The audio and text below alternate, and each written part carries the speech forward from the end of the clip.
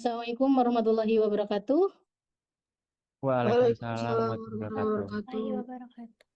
Selamat Waalaikumsalam. siang semuanya. Siang Yang Ibu. Bu, Ya, perkenalkan nama saya Sri Rahayu Ningsih. Saya dosen pengampu mata kuliah pengantar penelitian yang sedang kita jalankan di semester 4. Jadi, kita akan menjalankan perkuliahan ini selama 14 kali tatap muka. Dan selama itu kita akan menggunakan beberapa media pembelajaran juga. Hari ini kita akan belajar tentang statistika parametrik dan non-parametrik, merupakan salah satu topik perkuliahan di mata kuliah pengantar penelitian. Saya share screen dulu ya. Nanti kalau misalnya kurang jelas atau apa, atau mau ada pertanyaan bisa langsung ditanyakan.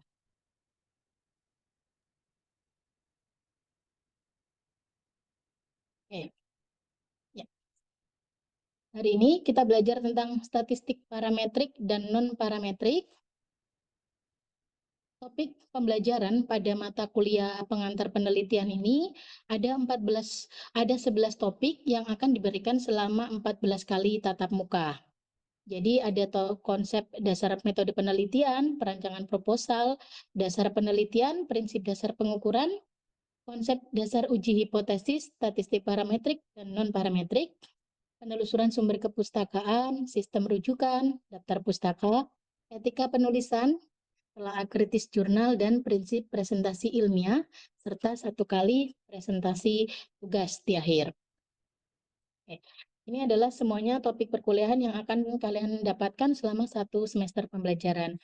Bobot mata kuliahnya sebesar 2 SKS, jadi setiap minggu kita akan bertemu selama 100 menit untuk perkuliahan, dan 100 menit untuk tugas mandiri, dan 100 menit untuk tugas terstruktur.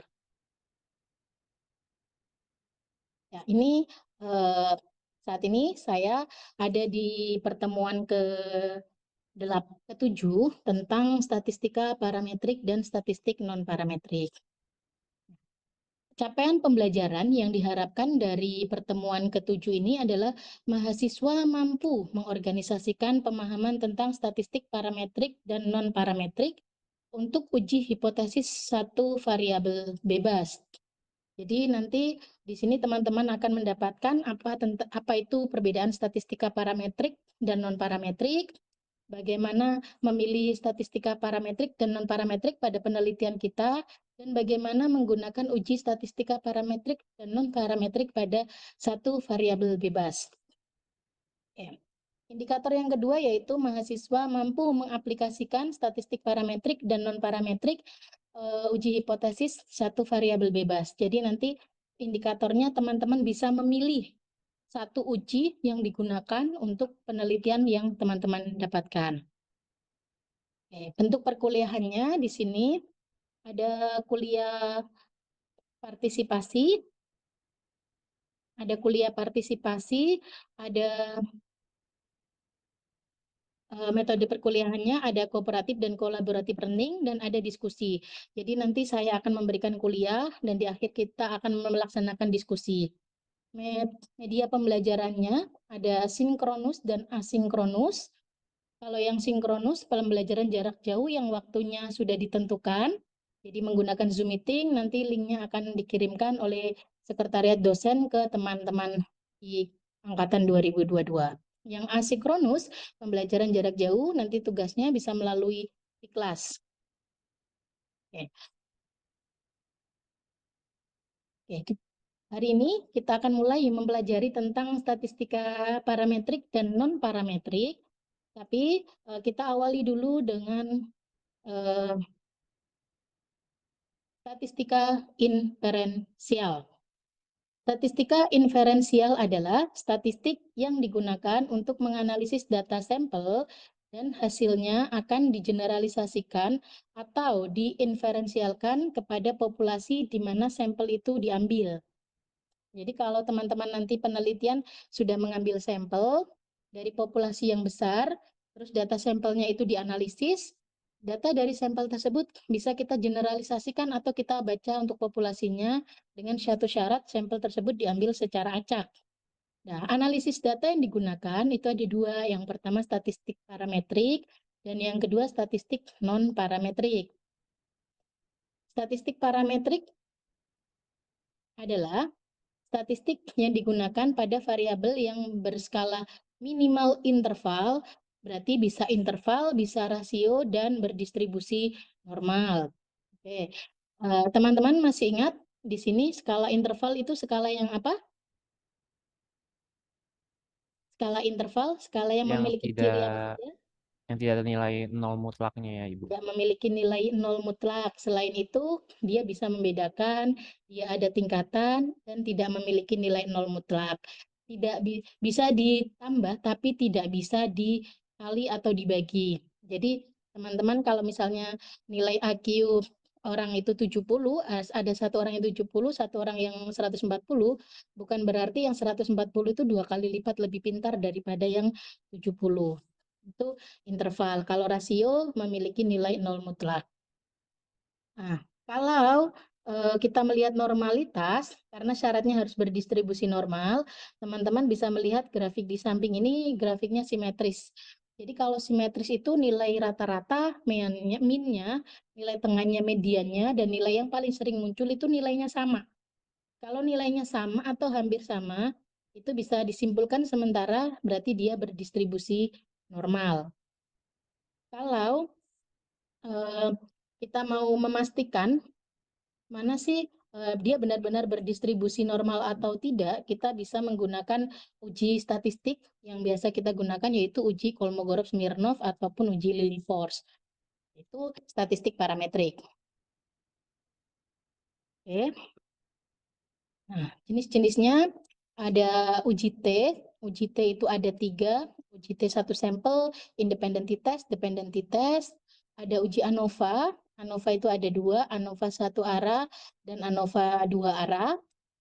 Ada korelasi Pearson, ada korelasi Pearson dan ada regresi linier. Ini untuk yang skalanya interval dan rasio pada variabel yang teman-teman teliti. Ya, jadi variabel ini tidak harus variabel independen dan dependennya itu interval rasio. Ada salah satu uji yang kita pilih variabelnya, salah satunya boleh kelompok gitu atau nominal ordinal untuk uji perbedaan. Oke. Kalau statistika non parametrik adalah statistik yang digunakan pada variabel yang berskala minimal, nominal atau ordinal. Kalau sudah nominal dan ordinal di awal, teman-teman langsung menggunakan statistik non parametrik. Kalau ada interval rasio tapi tidak berdistribusi normal. Tadi kalau nilai minnya lebih tinggi daripada nilai medianya, lebih tinggi daripada nilai modusnya, berarti dia tidak berdistribusi normal. Gitu ya. Teman-teman, kalau datanya interval rasio tidak berdistribusi normal, bisa menggunakan statistik non parametrik.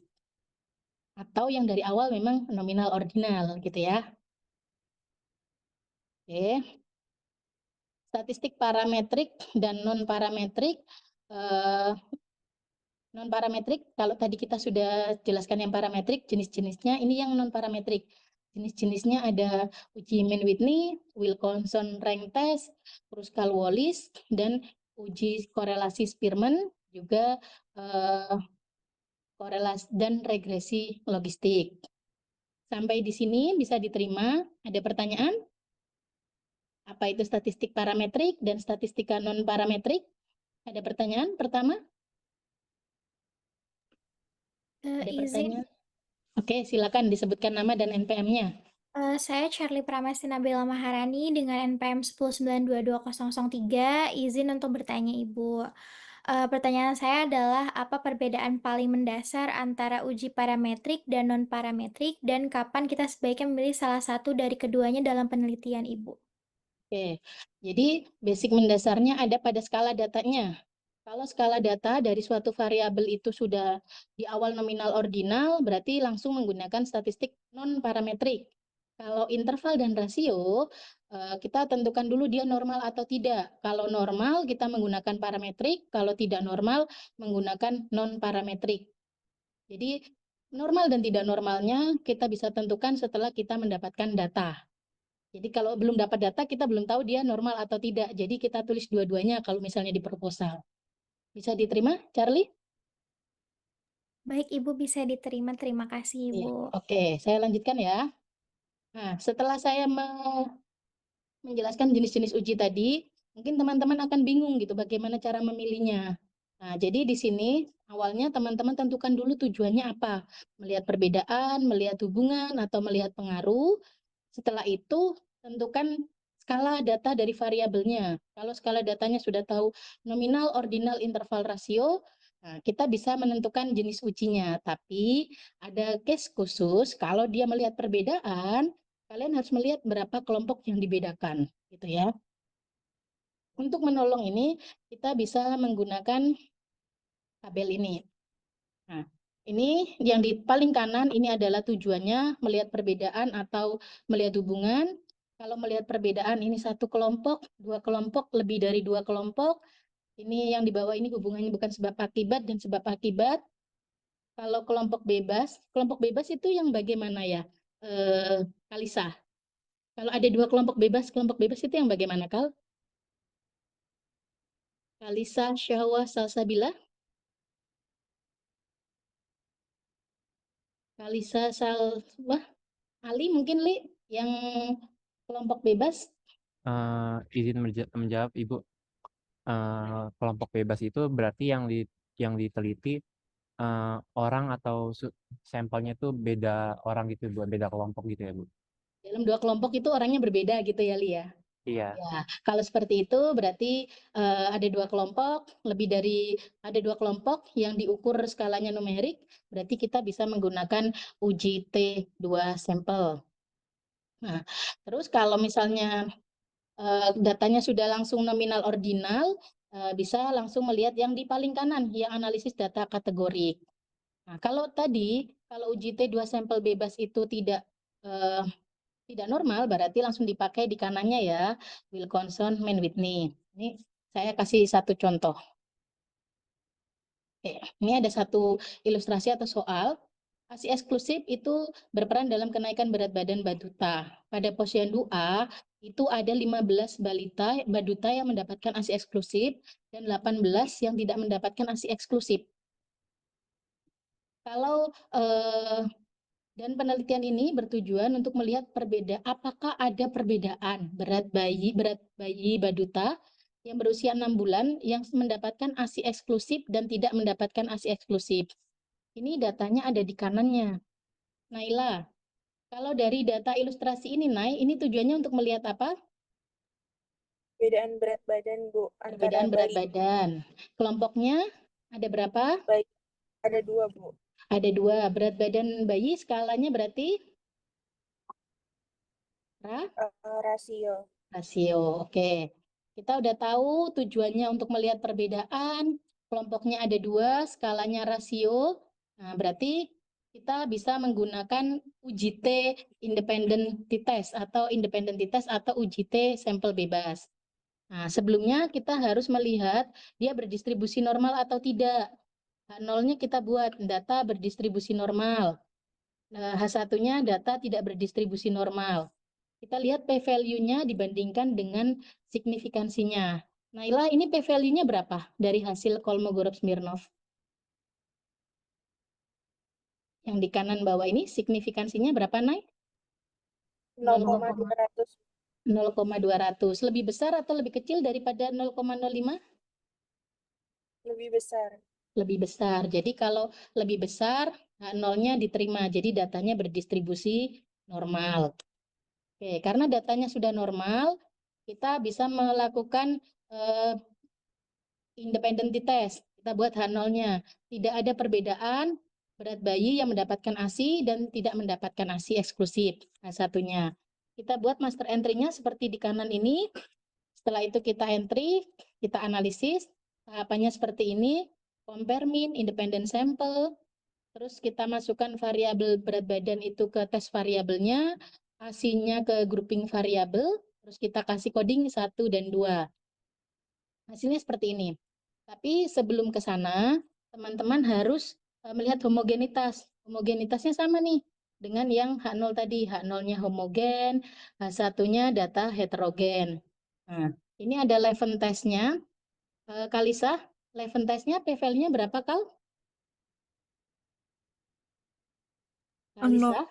0,034. 0,034. Lebih besar atau lebih kecil daripada 0,05? Lebih kecil, Ibu. Lebih kecil, oke. H0-nya diterima atau ditolak? Ditolak.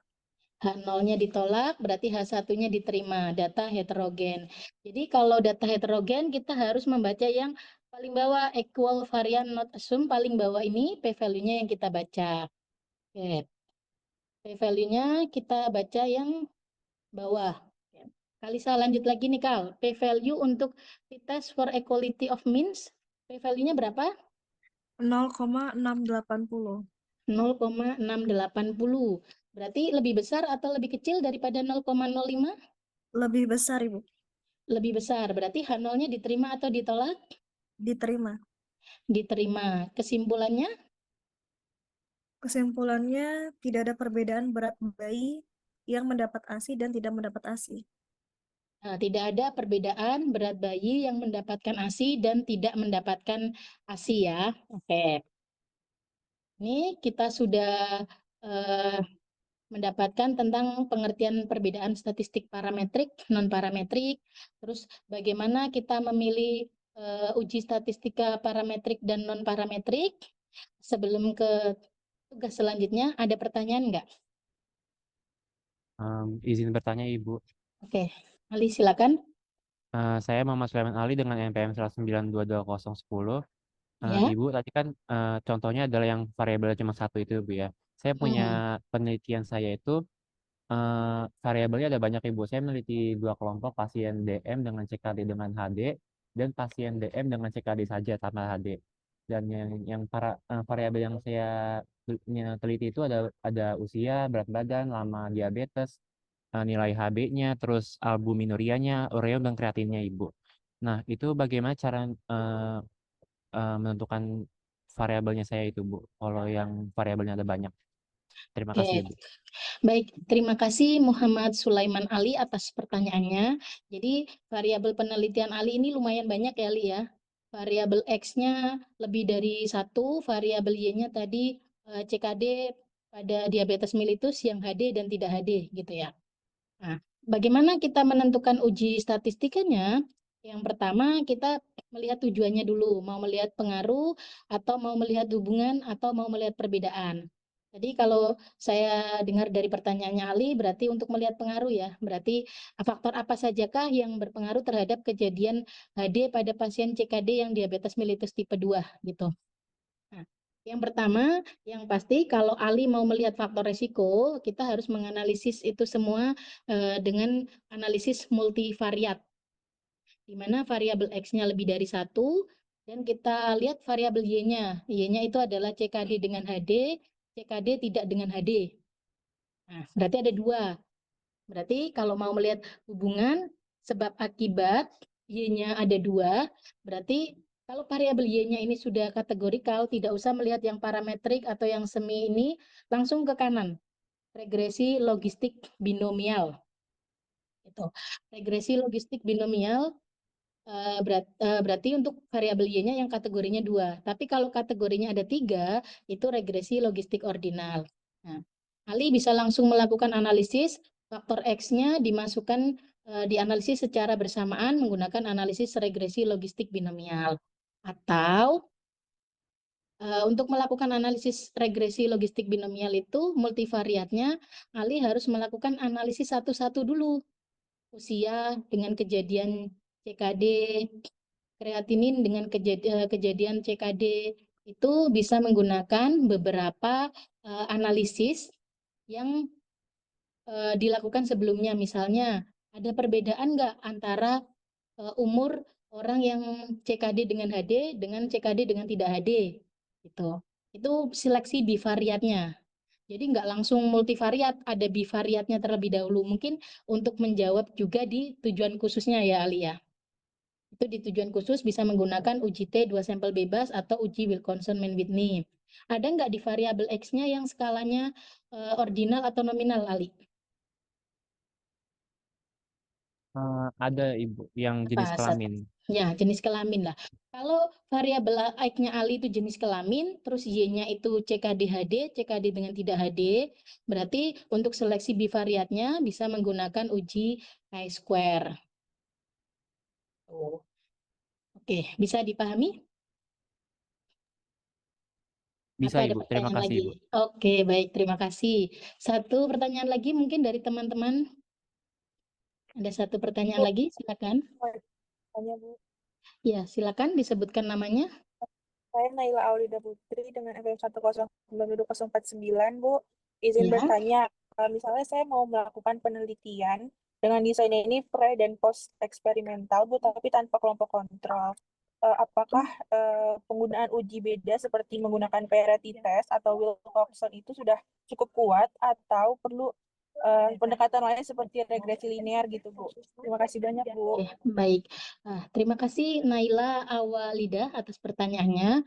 Jadi kalau kita melakukan satu uji eksperimen yang eksperimental semu ya, berarti tanpa kelompok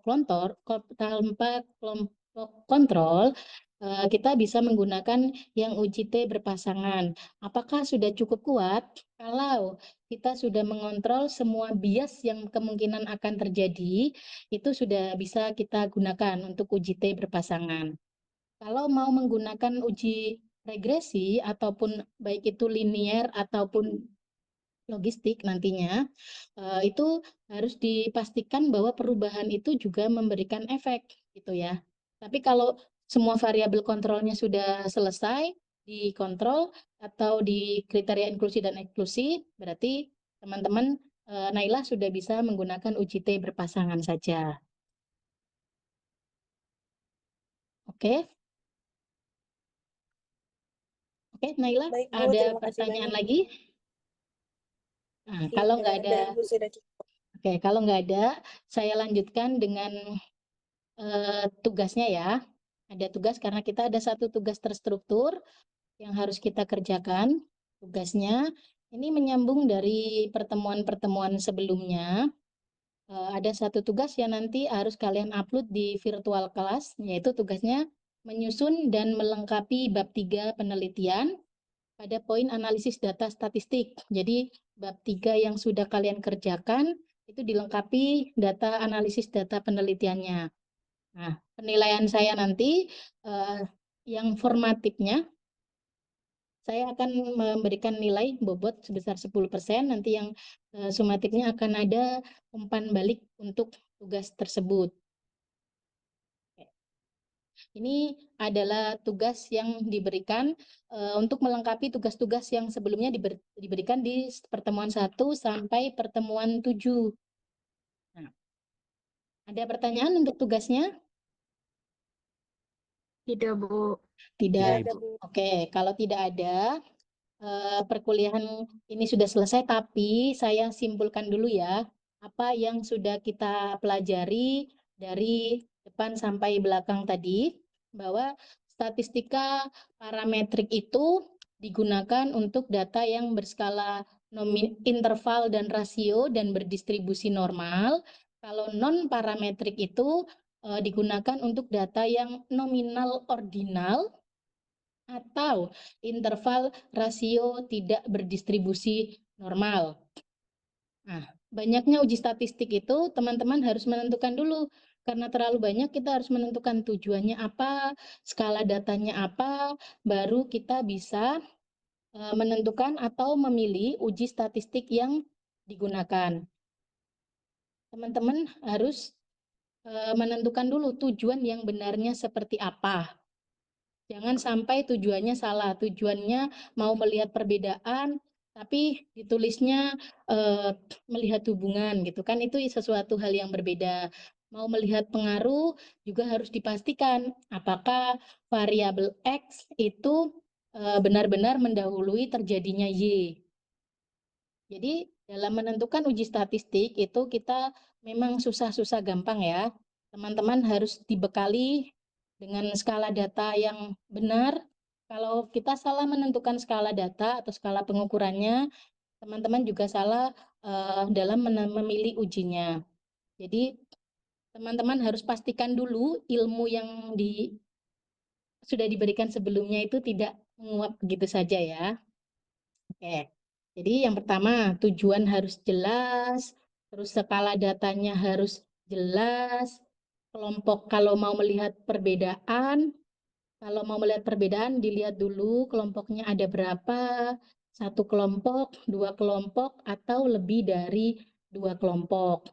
Kalau mau melihat hubungan sebab akibat atau bukan hubungan sebab akibat, dilihat dulu X dan Y-nya. Apakah variabel X itu mendahului terjadinya variabel Y? Kalau iya, berarti kita bisa menggunakan yang regresi.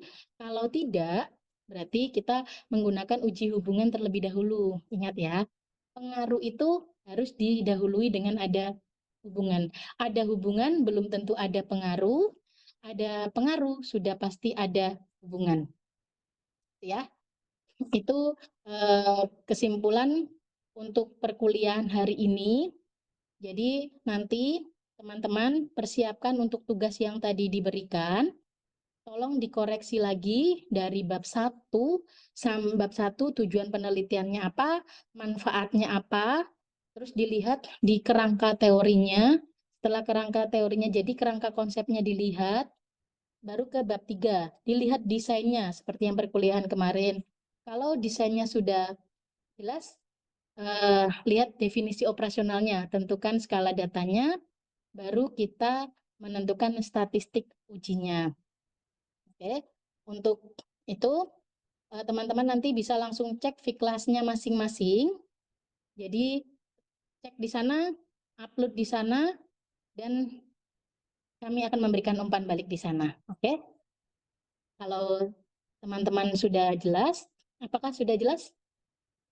Sudah, Bu. Jelas sih, Bu. Oke, kalau sudah jelas, terima kasih atas waktunya untuk sore hari ini. Kita akhiri perkuliahan sore hari ini.